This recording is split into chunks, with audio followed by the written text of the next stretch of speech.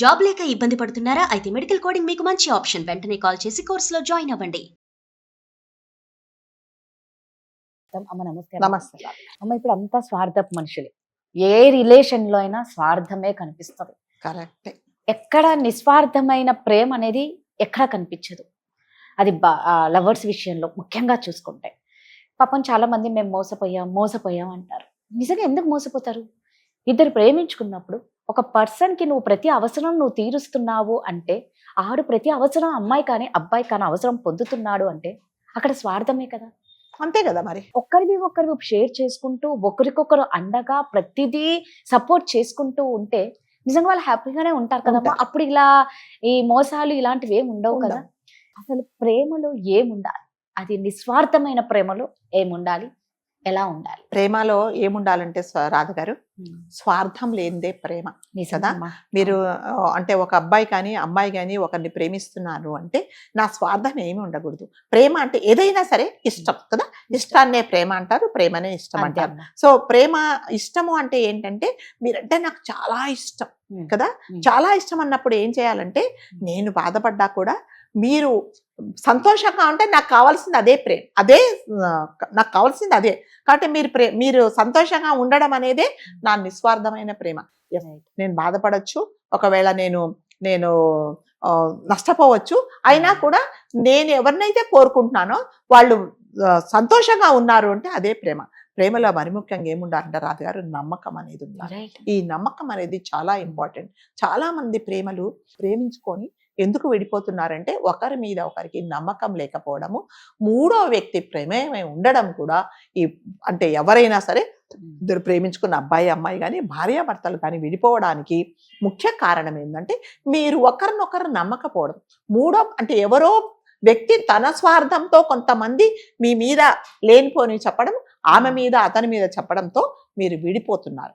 కాబట్టి ఆ మూడో వ్యక్తి ప్రమేయము ఎంతుంది, అతని స్వార్థం ఎంతుంది అనేది తెలుసుకోవట్లేదు. సో నిజమైన ప్రేమ అనేది ఎప్పుడు కూడా ఒకటే కోరుకుంటుంది, మీరు బాగుంటే నాకు చాలా సంతోషం కదా. కానీ నిజంగానే ఈ కాలంలో అలాంటి ప్రేమలు ఉండట్లేదండి. ఏ ప్రేమలో కూడా అన్నీ చెప్తున్నా కదా, ప్రతి సంబంధము ఆర్థిక సంబంధాలు అయిపోతున్నాయి. ప్రతి ఒక్కటి కూడా డబ్బులతోనే ముడిపడిపోతుంది. ఒక అబ్బాయికి ఒక అమ్మాయి ప్రేమించుకున్నారు అంటే ఆ అబ్బాయి ఆమె అవసరాలు తీరేదాకా చాలా ప్రేమ ఉంటుంది, లేకపోతే మాత్రం లేదు. పాపం ఏదో ఇవాళ ప్రతి సంవత్సరము మీకు మంచి మంచి గిఫ్ట్లు ఇచ్చాడు, ఈ సంవత్సరం వాడికి కర్మానికి ఉద్యోగం పోయిందో లేకపోతే డబ్బులు లేవో, ఇవ్వకపోతే అయిపోయింది, నెక్స్ట్ ఆల్టర్నేటివ్ నెక్స్ట్ అయిపోయింది. నువ్వు ఇవ్వలేదు కదా, నీకు నా మీద ప్రేమ లేదు కదా, సో అయిపోయింది బ్రేకప్. సో నువ్వు నాకు సంబంధం లేదు, నువ్వెవరో నాకు తెలియదు. మరి అలాంటిది నిజంగానే ప్రేమ అంటారా? ప్రేమ అనేది నిస్వార్థంగా ఉండాలి. నేను బాధపడ్డా కూడా, నేను ఎటువంటి అన్కంఫర్టబుల్ ఫీల్ అయినా కూడా, నేను ప్రేమించే వ్యక్తి ఎవరైనా అమ్మాయి అయినా అబ్బాయిని సంతోషంగా ఉంటే నాకు అదే కావాల్సింది ప్రేమ. నేను మీకు ఒకటి చెప్తానండి. నేను ఒక చోట చదివాను, ఒక అబ్బాయి అబ్బాయి చాలా ప్రేమించుకుంటారు, చాలా ఒకరినొకరు విడిచి ఉండలేనంత ప్రేమ. కాకపోతే ఆ అబ్బాయి ఏంటంటే కొంచెం ఈ అమ్మాయి కొంటే కొంచెం డబ్బులు తక్కువగా ఉంటే ఫైనాన్షియల్గా డౌన్గా ఉంటాడు. సో ఏమవుతుందంటే ఏదో ఒక చిన్న పొరపాటు వల్ల ఏదో మనస్పర్ధలు వచ్చి ఇద్దరు విడిపోతారు. విడిపోగానే ఏమవుతుందంటే ఈ అమ్మాయికి ఇంకొక తను మళ్ళీ దొరుకుతాడు. సరే చక్కగా వాళ్ళిద్దరు చాలా ప్రేమగా ఉంటారు. ఈ అబ్బాయి ఏం చేస్తాడంటే మధ్యలో తప్పుకుంటాడు. సరే నేను ప్రేమించిన అమ్మాయికి ఆమెకి నచ్చలేదు కాబట్టి నేను ఆమె జీవితంలో నుంచి నేను వెళ్ళిపోతానని చెప్పేసి అతను కానీ ప్రతి క్షణము కూడా అంటే నా ప్లేస్లో ఇంకొక అతను వచ్చాడు, అతను ఎలా చూసుకుంటున్నాడు, ప్రతి క్షణం ఆమెను కనిపెట్టుకొని ఆమె బాగోగులు అంటే తెర వెనుక చూస్తూ ఉంటాడు. అట్లాగే ఒకసారి వాళ్ళిద్దరు అమ్మాయి అబ్బాయి అంటే కొత్త బాయ్ ఫ్రెండ్ వెళ్తున్నప్పుడు యాక్సిడెంట్ అవుతుంది. యాక్సిడెంట్ అయినప్పుడు ఈ అమ్మాయికి కళ్ళు పోతాయి. వెంటనే ఎప్పుడైతే యాక్సిడెంట్ అయిందో అతను ఎవరైతే బాయ్ ఫ్రెండ్ ఉన్నాడో జీవితం నుంచి తప్పుకుంటాడు. అతనికి ఏమి సంబంధం లేదు, నాకు ఎవరో తెలియదు అని వెళ్ళిపోతాడు. మరి కళ్ళు పోతాయి ఆ అమ్మాయికి. కళ్ళు పోయినప్పుడు ఏం చేస్తాడంటే ఇంకా ఏం చేయాలో అర్థం కాదు, అమ్మాయికి అంధకారం అయిపోతుంది. సో కళ్ళు అనేది మీకు తెలుసు కదా, అది ఎంతో చాలా మనిషిలో అంతే సర్వేంద్రాయనం లైక్ నయనం ప్రధానం అంటాం. సో మన శరీరంలో అన్నిటికంటే ముఖ్యమైనది ఏంటంటే కళ్ళు, గుండె. సో అట్లాంటి కళ్ళు పోయినప్పుడు ఆమె నిజంగానే ఏం చేయాలో అర్థం కాదు.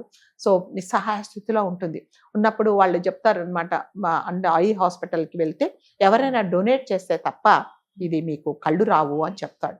చెప్తే సరే వాళ్ళ తల్లిదండ్రులు ఎంత ట్రై చేస్తారు, దొరకవు. ఎవరు మాత్రం డొనేట్ చేయడానికి ఎవరు రెడీగా ఉండరు.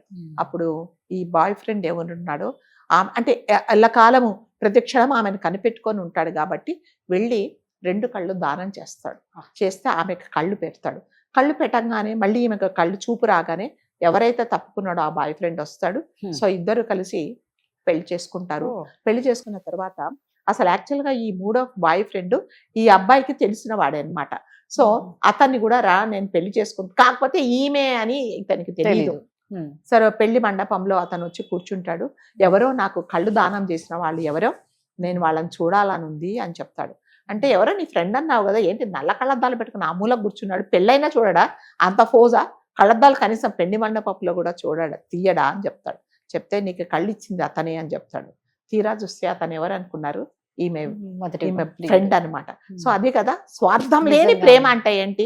నిజంగా నిన్ను వదిలేసిపోయిందంటే, యాక్సిడెంట్ అయింది, కళ్ళు పోయినాయి అంటే ఇప్పుడు జనరల్గా ఏమంటారంటే పీడ పోయింది, నన్ను వదిలేసింది కాబట్టి దేవుడు తగిన శాస్తి చేశాడు అనుకుంటా. కానీ అతను నిస్వార్థంగా ఆమె కళ్ళు ఇచ్చాడు. అప్పుడు అనుకుంటుంది నిజమైన ప్రేమ అంటే ఇదే కదా అని. సో నిజమైన ప్రేమ అంటే అలాగే ఉండాలి రాధగారు. నిస్వార్థంగా మీరు ఎటువంటి పరిస్థితుల్లో ఉన్నా కూడా మీకు సుఖం నేను కోరుకుంటా, అదే ప్రేమ. కానీ ఈ కాలంలో అలాంటి ప్రేమలు చాలా కరువైపోయాయండి.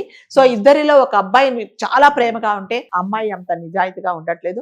పోనీ అమ్మాయి నిజాయితీగా ఉంటే అబ్బాయి నిజాయితీగా ఉండట్లేదు. పోనీ ఇద్దరూ కలిసి నిజాయితీగా ఉంటే తల్లిదండ్రులు వాళ్ళని ఎప్పుడెప్పుడు పంపించేద్దాము పైకి అని ఆలోచిస్తున్నారు. లేదా చుట్టుపక్కల వాళ్ళు వీళ్ళిద్దరిని ఎలా విడదీయాలని చూస్తున్నారు. కాబట్టి సో నిస్వార్థమైన ప్రేమ ఎప్పుడు కూడా ఒక మనిషి క్షేమాన్ని కోరుకుంటుంది. ఒక మనిషి అంటే ఎవరైనా అమ్మాయి కానీ అబ్బాయిని సంతోషంగా ఉండడమే కోరుకుంటుంది. కాబట్టి నిస్వార్థమైన ప్రేమ అనేది ఫస్ట్ ఆఫ్ ఆల్ నమ్మకం ఉండాలి. నెక్స్ట్ స్వార్థం లేకుండా నువ్వు ఎక్కడున్నా సరే నేను సంతోషంగా ఉంటాను, నేను సంతోషంగా ఉంటాను, నా ఆత్మ సంతోషంగా ఉండడం ఏంటంటే నువ్వు సంతోషంగా ఉండడమే అనేది ఎప్పుడైతే కోరుకుంటారో అది నిజమైన ప్రేమ. మరి అలాంటి ప్రేమలు ఈ కాలంలో ఉన్నాయా లేదా అనేది ఎవరికి వాళ్ళు ప్రశ్నించుకో అంతే. సూపర్ అమ్మా, చక్కగా చెప్పారు. Thank you.